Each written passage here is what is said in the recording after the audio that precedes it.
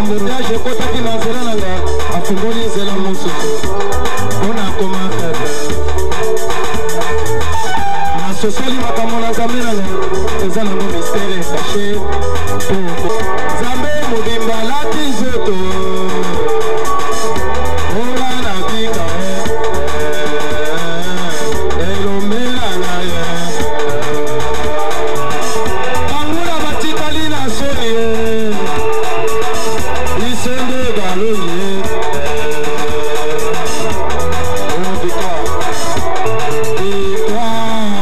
victoire na ngala Yesu et moi je dis c'est ne plus moi qui viens.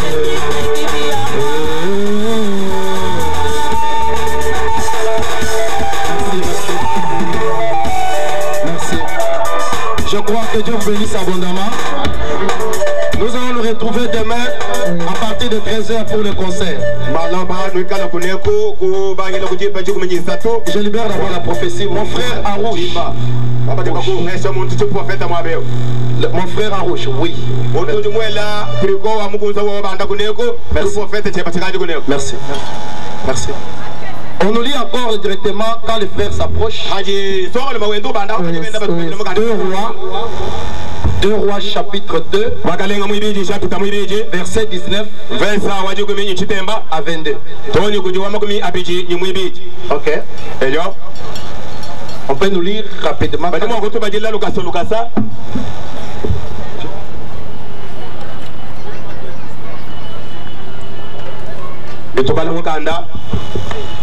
Wabakalenga mwibiji 17 nishapita wenda mwibiji mvesa wajibuli ni mwanda muteke enye chitemba weka tonyo kuliwama kumi apiji ni mwibiji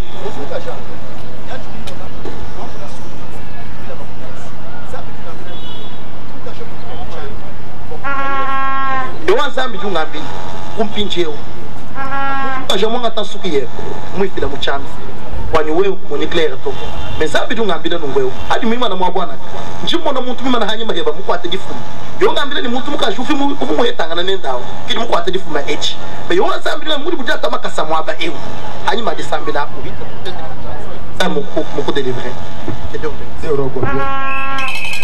Ok 2 18 à 19 à 22.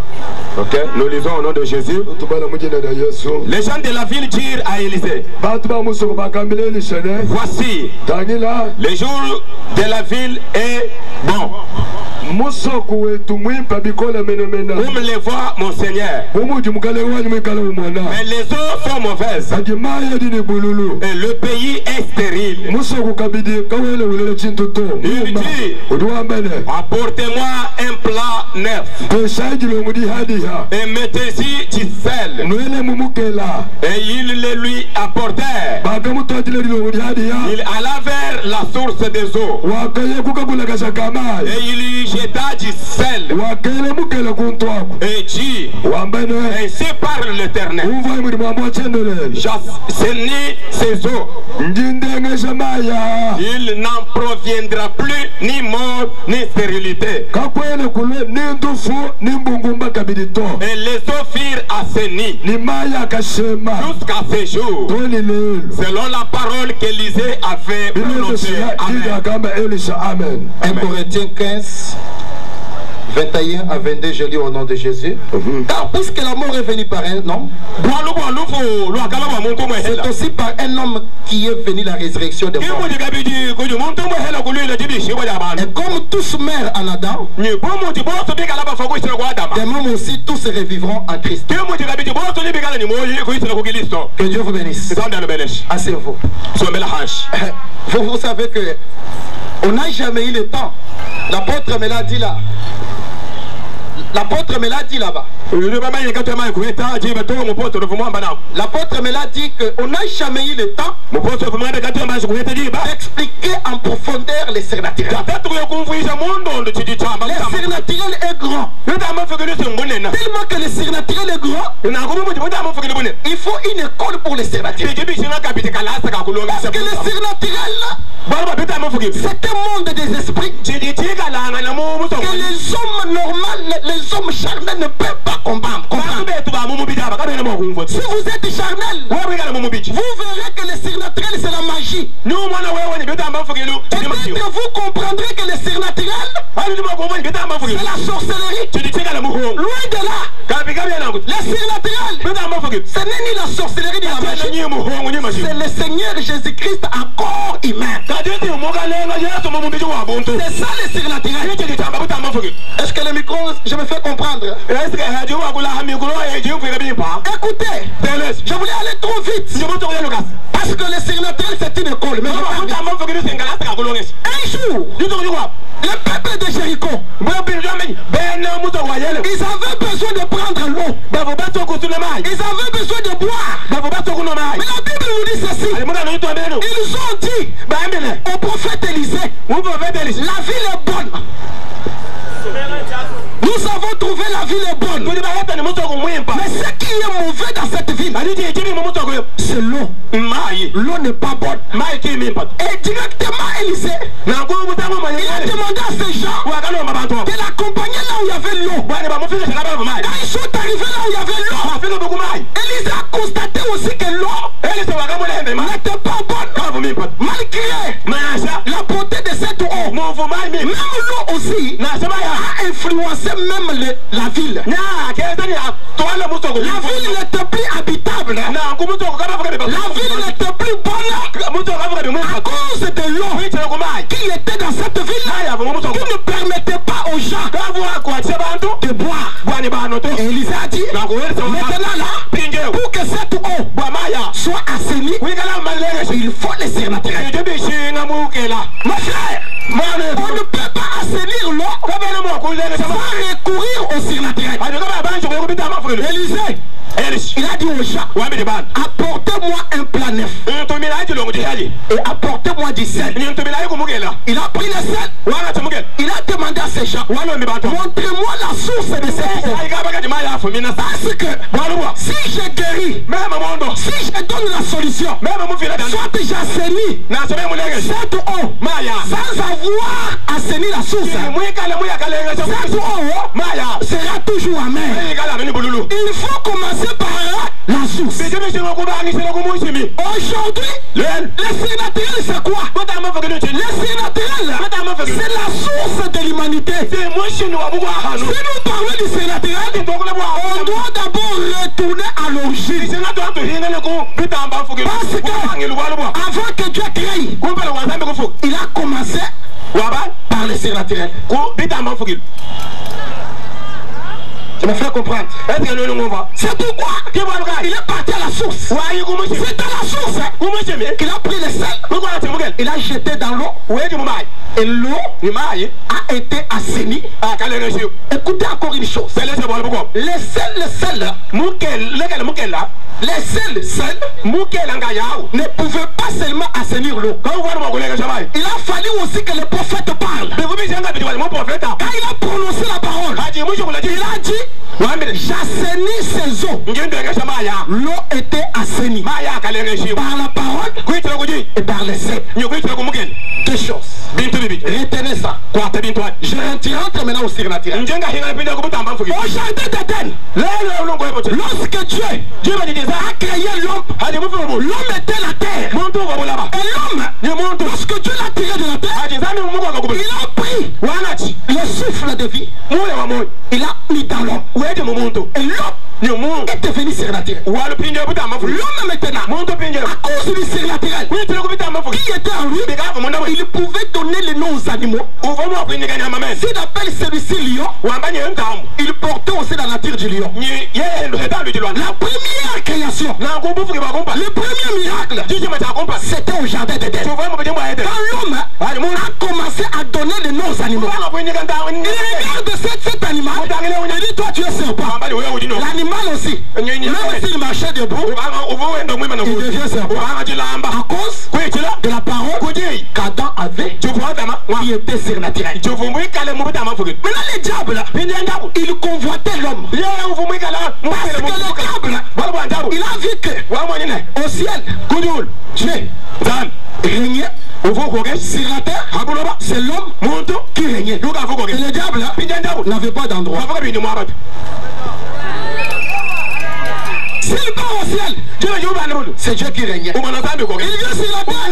Dieu avait dit à l'homme, je veux que tu domines sur toutes les choses. Si vous descendez sur la terre, le chef de la terre c'était Adam. Le Satan part au ciel, le chef du ciel c'était Dieu. Et le diable a dit où est ma place? Une autre erreur. Quand Dieu a commencé à créer, il a créé toutes choses par sa parole. Il dit soit. Mais quand il s'agit de l'homme, Dieu n'a pas dit que l'homme soit. Non. Il a dit créons au pluriel. Il dit créons l'homme à notre image. Alléluia. Quand il s'agissait de créer les animaux, il a créé les animaux. Que les animaux soient, que les ciels soient, que la terre soit, toutes choses étaient là. Mais quant à l'homme, l'homme ne pouvait pas être créé comme ça. Il a dit créons. Quand il a dit créons l'homme à notre image. C'est-à-dire pour créer l'homme, ça demandait un laboratoire. Il a fallu qu'il y ait une réunion. Il a fallu que les esprits se rassemblent pour voir comment sera l'homme. Et Dieu a dit que l'homme soit à mon image et à mon ressemblance. C'est-à-dire que l'homme était surnaturel. Parce que Dieu aussi était surnaturel. C'est pourquoi quand le diable est venu, il a commencé à mentir l'homme. Il a fait tomber la femme. La femme qui était sortie de l'homme. La femme est tombée. Il a fait tomber l'homme. Quand Dieu est venu, il a commencé à maudire. Mais une chose, Dieu n'a pas maudit l'homme, mais il a maudit la femme. Pourquoi Dieu n'a pas maudit l'homme? Parce que les surnaturels ne maudit pas les surnaturels.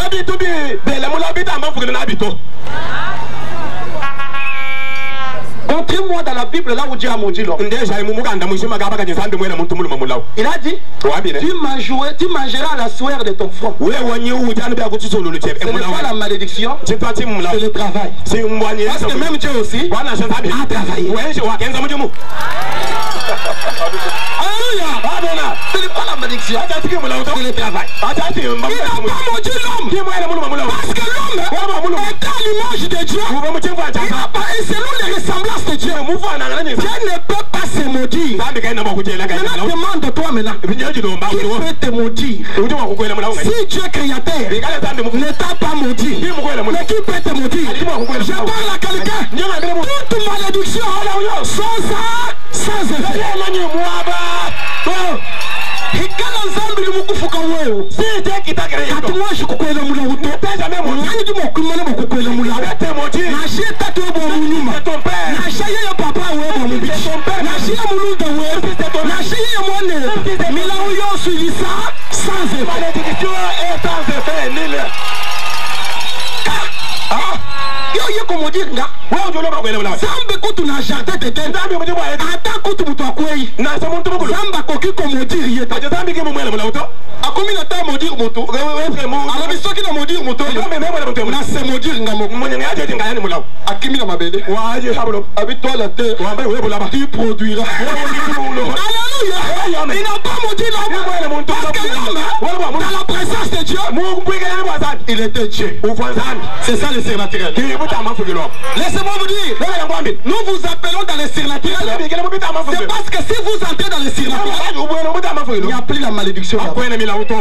Même si votre famille, c'est une famille maudite, mais si vous entrez dans le surnaturel, il n'y a plus de malédiction, il n'y a plus de condamnation, il n'y a plus de lois établies, il n'y a plus la sorcellerie, il n'y a plus la magie. Au nom de Jésus.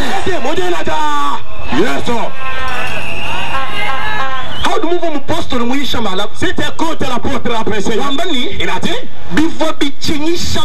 ce qui faisait les gens peur. les gens il voudra montrer que autour de Dieu, il y avait des choses avec des ciselles. Une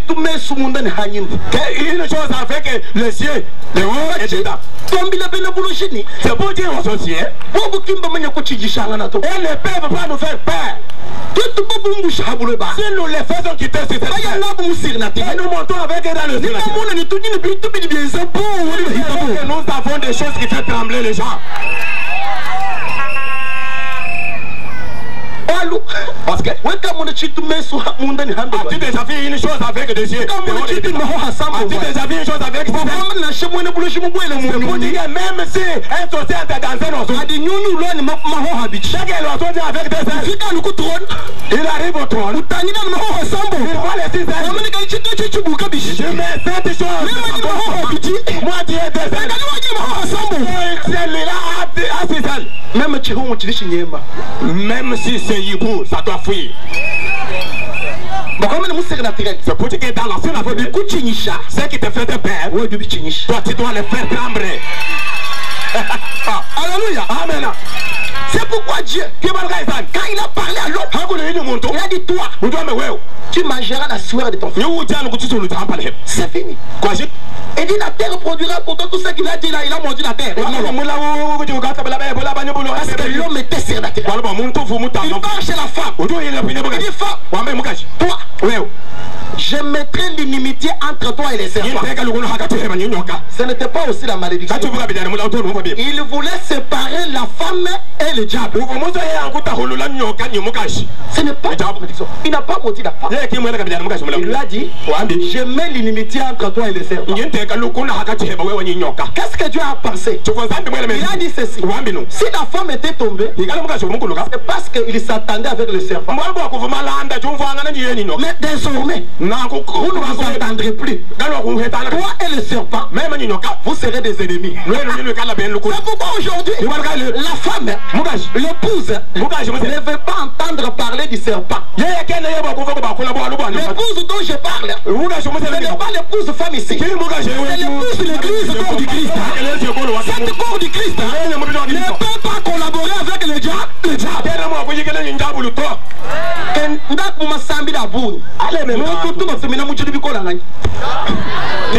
On envoie beaucoup d'effets.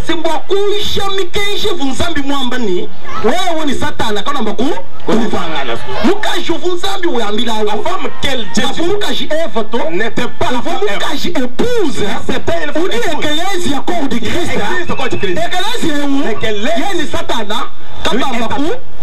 ne peut pas s'entendre. Il n'y a pas de rapport entre les ténèbres et la lumière.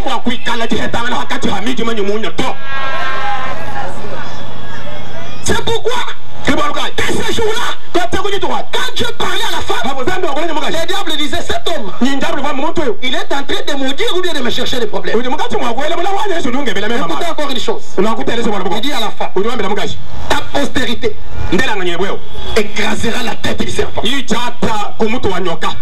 Quand le diable dit, au lieu de maudire, il donne la prophétie. Il dit que ta postérité.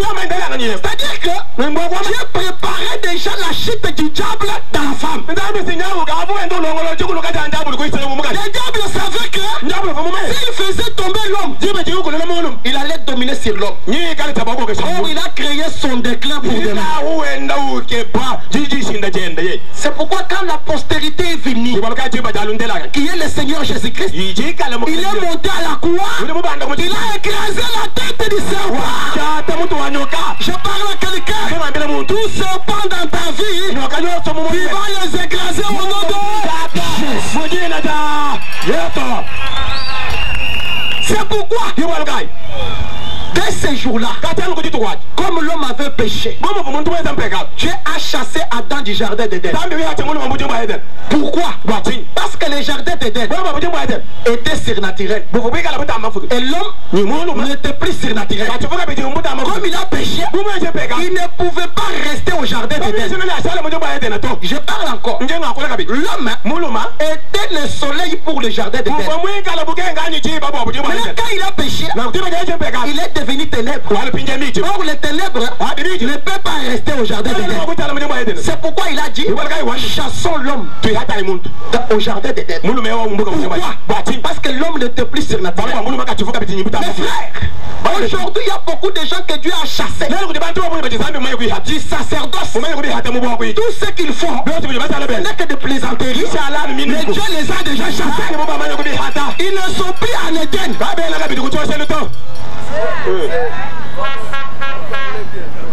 Ils ne sont plus en Éden.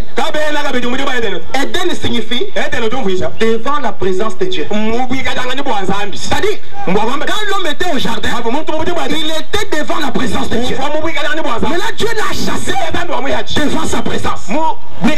C'est pourquoi l'homme est devenu souffrant. Même les choses que l'homme chassait, même les choses que l'homme trouvait facilement, il ne les trouvait plus parce qu'il n'était plus surnaturel. C'est pourquoi notre mission avec Ntumba Makanda, nous nous sommes dit, qu'est-ce qui a fait que aujourd'hui beaucoup d'hommes de Dieu, beaucoup d'enfants de Dieu n'ont plus la capacité même de chasser un démon? C'est parce qu'ils ne sont pas surnaturels. C'est pourquoi notre message, c'est-à-dire notre message, est de dire aux hommes retour au surnaturel.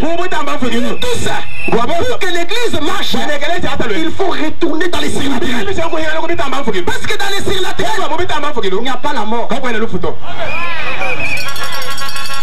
les surnaturels, tout est possible à celui qui croit.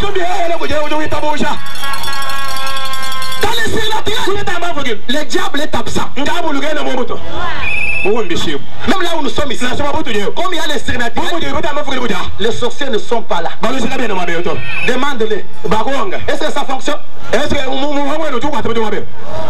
Ça ne travaille pas. Demande aux magiciens. Est-ce que ça fonctionne? Ça ne peut pas fonctionner parce que vous êtes devant les surnaturels. Les surnaturels est comparable à un serpent de Moïse. Le serpent de Moïse avale d'autres serpents. On peut avoir la même nature du serpent, mais il y a des serpents qui mangent les autres. C'est les surnaturels. C'est pourquoi Élisée a dit ceci. Pour que cette eau soit bien, soit assainie, il faut retourner à la source. C'est pourquoi même Dieu aussi créateur. Élisée, c'est l'image de Dieu créateur. L'eau là qui était amère, c'est l'image de l'homme. L'homme, depuis la source, il était devenu amer à cause du péché d'Adam. La Bible nous dit, par un seul homme, le péché a dominé dans le monde et la mort a régné. Depuis le jardin d'Éden jusqu'à Jean-Baptiste, l'eau était amère. L'eau c'est quoi?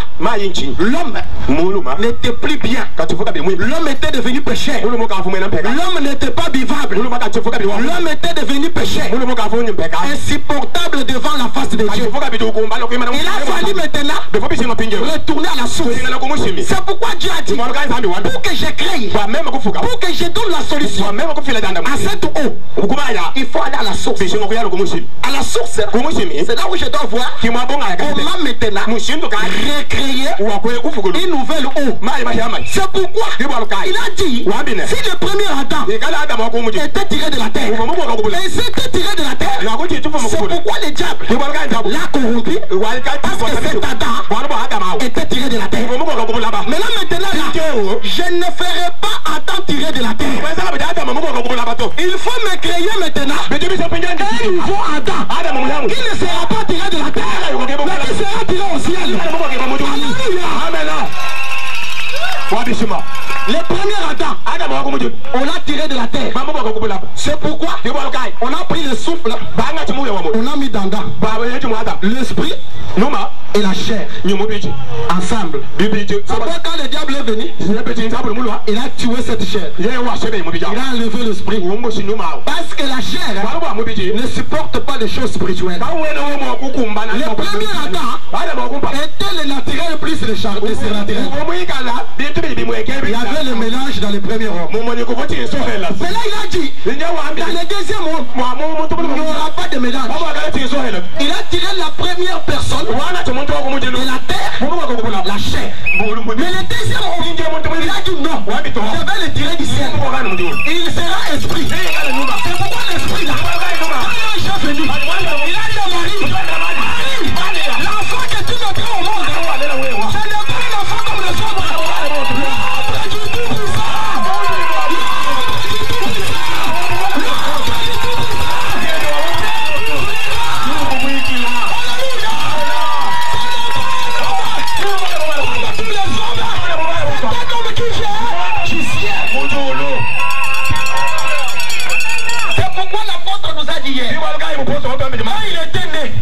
Les gens ont vu l'homme dans la chair, mais au ciel, c'était une étoile.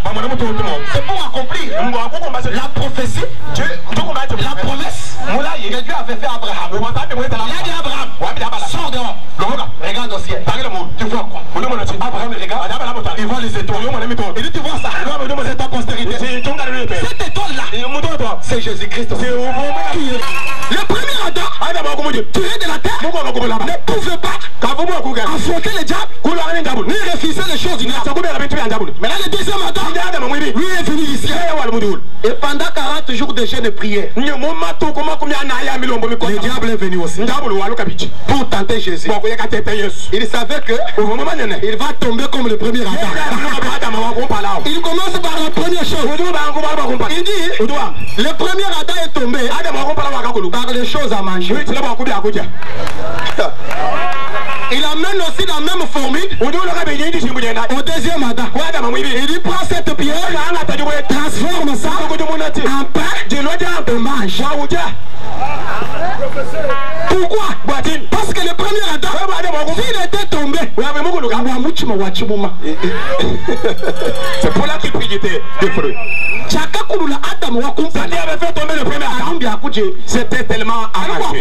C'est tellement pour manger les fruits. Toute la gloire lui est prise. Satan vient encore avec cette formule. Et Dieu prend cette pierre, la transforme en pain. Tu dois manger. La réponse de Dieu. C'est toi. J'avais fait tomber le premier Adam. Mais moi je te dis, Patrick Chamal, le Christ corps de Christ ne vivra pas seulement de ses pains. Il vivra de toute parole qui sort de la bouche de Dieu. Si le premier Adam était tombé, c'est pour les choses à manger. Mais si ces choses à manger ont tué l'homme, l'homme qui sera tiré du ciel, lui mangera la parole au lieu de pain. Il a résisté à la tentation. Pourquoi? Il était tiré du ciel.